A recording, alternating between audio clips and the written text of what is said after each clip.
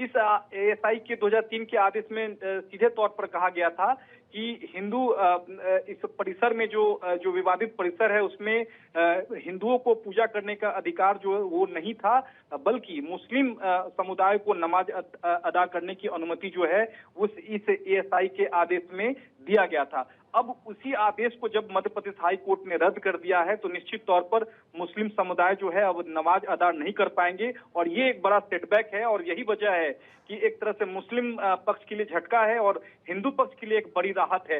हालांकि अभी भी हाईकोर्ट का जो आदेश है वो सरकार और एएसआई पर जो है पूरी तरह से छोड़ दिया गया है।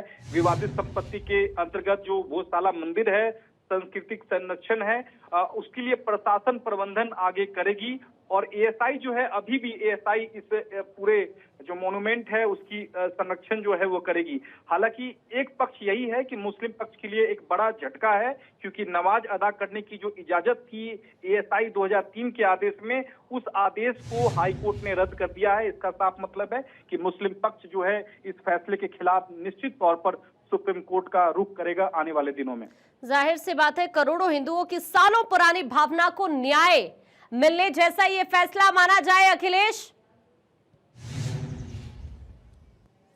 बिल्कुल, देखिए राजा भोज को याद कीजिए, साल 1000 का हम जिक्र कर रहे हैं, 2026 में है। इतना पुराना ये मंदिर है, उस दौर का ये मंदिर है और ये विवाद की शुरुआत 1995 में हो गई थी और उसके बाद 2003 में तत्कालीन जो सरकार थी दिग्विजय सिंह की, उसने इसको और उलझाया था। यानी कि देखिए सरकार में फर्क होता है, सरकार की नीयत में फर्क होता है। अगर सरकार यहाँ पर तरीके से कानून सम्मत काम करे, एक तरह से किसी को ऑबलाइज करने की नीयत से काम ना करे, तो फैसले इसी तरह के आते हैं। हिंदू पक्ष ने जो तर्क रखे और खास तौर से एएसआई के 98 डेज का जो सर्वेक्षण था जो इस बार साइंटिफिकली हुआ, उसमें जो 2004 से 24 से जो शुरू हुआ, उसने बहुत अहम रोल अदा किया है। जब हाईकोर्ट ये मान रहा है कि देखिए ये बाग देवी का मंदिर है, राजा भोज ने संस्कृत विद्यालय की स्थापना की थी और बाग देवी की यहाँ पर स्थापना की थी। बाग देवी की मूर्ति को भी वापस लाने की बात अब सामने आएगी हिंदू पक्ष के द्वारा। लेकिन जैसे सुमित कह रहे हैं कि अब देखिए मुस्लिम पक्ष के पास रास्ता यही बचा है कि वो सुप्रीम कोर्ट जाएंगे।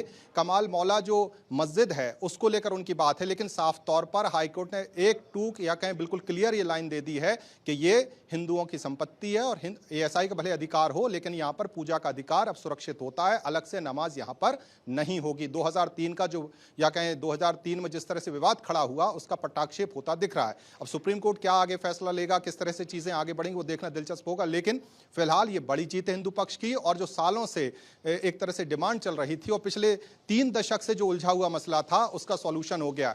देखिए जब इस तरह के मसलों का सॉल्यूशन होता है तो समाज में जो कटुता पिछले 30 साल से थी वो धीरे धीरे कम होगी और एक्सेप्टेंस की भावना वहां पर देखने को मिलेगी। सरकार ने इस फैसले के अंतर्गत पूरे धार में भोजशाला इलाके में तमाम तैयारियां की हैं, रैपिड एक्शन फोर्स है, 12 लेयर की सिक्योरिटी है, कलेक्टर ने तमाम तैयारियां वहां पर की है, मुख्यमंत्री खुद मॉनिटरिंग कर रहे हैं कि इस फैसले के बाद किसी तरह का कोई अनरेस्ट ना हो। हालांकि चाहे इंदौर हाईकोर्ट परिसर की बात हो, शांति देखी गई, धार में भोजशाला में इस वक्त शांति का माहौल देखा जा रहा है। जी, और सिर्फ हिंदू पक्ष की नहीं, इतिहास, पुरातत्व और आस्था तीनों का जिक्र करूं तो ये इन तीनों की भी संयुक्त जीत जरूर है। अखिलेश, बिल्कुल संयुक्त जीत है और जैसे मैंने कहा कि सरकार की नीयत में फर्क होता है। आप तुष्टीकरण की राजनीति करेंगे तो मामलों को लटकाएंगे, भटकाएंगे, उलझाएंगे और जब आप न्याय संगत बात करेंगे कुछ इसी तरह के फैसले आएंगे। दिग्विजय सिंह को मौलाना दिग्विजय सिंह भी मध्य प्रदेश में कहा जाने लगा था क्योंकि इसी तरह की तुष्टीकरण की राजनीति उन्होंने की थी और उनके दौर में चीजें उलझना शुरू हुई थी। उमा भारती थी जिन्होंने एक तरह से जिद करके वहां पर पूजा का आगाज किया था। वसंत पंचमी की बात हो, उस दौरान पूजा की बात हुई थी, विवाद की स्थितियां बनती थी।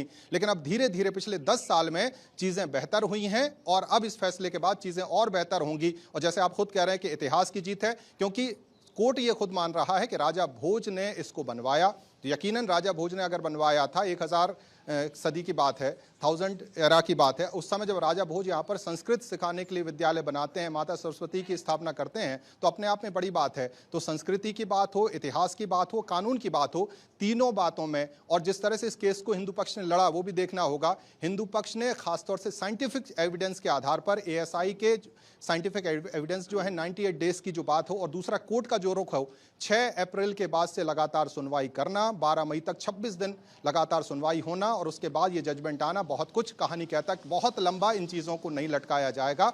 इस तरह की एक तरह से लाइन अब साफ तौर पर नजर आती है, चाहे राम मंदिर की बात हो, ज्ञान वापी की बात हो या भोजशाला की बात हो। इतिहास जो है वो सामने है, प्रमाण जो है वो सामने नजर आते हैं। जी अखिलेश, लौट रही हूँ आपके पास। इस वक्त सुमित भी हमारे साथ बने हुए हैं। सुमित, अब आपके पास आते हुए, क्योंकि हिंदुओं को पूजा का अधिकार देने की बात भी यहाँ पर हाईकोर्ट की तरफ से कही गई है, लेकिन मुस्लिम पक्ष को अभी क्या अलग से जमीन दी जाएगी, इस बारे में कोर्ट की तरफ से कुछ कहा गया है क्या? देखिए, भोजशाला स्थल को सीधे तौर पर मध्य प्रदेश हाईकोर्ट ने मंदिर घोषित कर दिया है। हाईकोर्ट ने अपने फैसले में साफ तौर पर कहा है कि भोजशाला स्थल जो है वो देवी सरस्वती मंदिर का स्थल था और इसे जो है आतंकवादियों ने इसे तोड़कर वहां मस्जिद बनाया था। ये एक तरह से हाईकोर्ट ने अपने फैसले में साफ कर दिया है। यहाँ चूंकि एएसआई का 2003 का जो सर्कुलर था उसमें सीधे तौर पर नमाज अदा करने की इजाजत जो है वो मुस्लिमों को होती थी, अब उसी एएसआई के 2003 के सर्कुलर को हाईकोर्ट ने रद्द कर दिया है। इसका साफ मतलब है कि अब मुस्लिमों का उस स्थल से कोई वास्ता नहीं है। अगर आज के हाईकोर्ट के अगर आदेश की बात करें, फैसले की बात करें, तो अब मुस्लिमों का उस विवादित स्थल से कोई लेना देना नहीं है।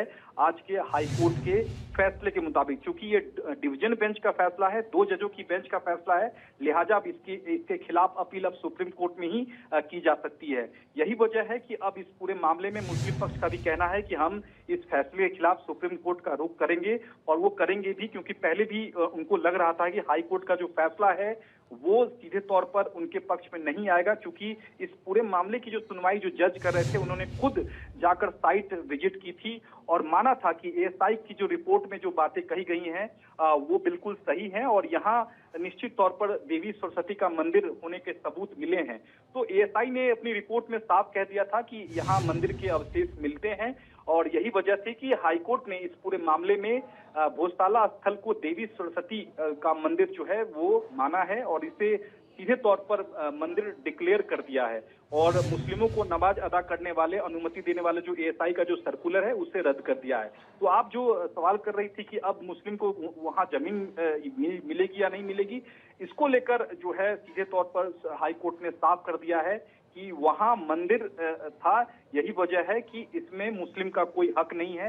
ऐसे में नमाज अदा करने की इजाजत अब मुस्लिमों को भोजशाला में नहीं होगी। तो ये ऐतिहासिक फैसला आप कह सकती हैं, अयोध्या के बाद यह दूसरा बड़ा ऐतिहासिक फैसला है जो कि सीधे तौर पर मुस्लिम पक्ष को झटका देता है और यह पूरा जो मामला है अब मध्य प्रदेश हाई कोर्ट होते हुए अब सुप्रीम कोर्ट पहुंचेगा और सुप्रीम कोर्ट का जो आखिरी फैसला होगा वही मान्य होगा। ठीक है, आप दोनों हमारे साथ बने रहिए। आप दोनों के पास मैं वापस अभी लौट रही हूँ। देखिए, कोर्ट की तरफ से एक बड़ा फैसला ये सुनाया गया है, हिंदू पक्ष के हित में ये फैसला आया है और एक बड़ी जीत हिंदू पक्ष की यहाँ पर जरूर हुई है, क्योंकि सदियों पुराना ये विवाद है जिसका अंत अब होता हुआ यहाँ पर हाईकोर्ट के फैसले के साथ ही नजर आ रहा है।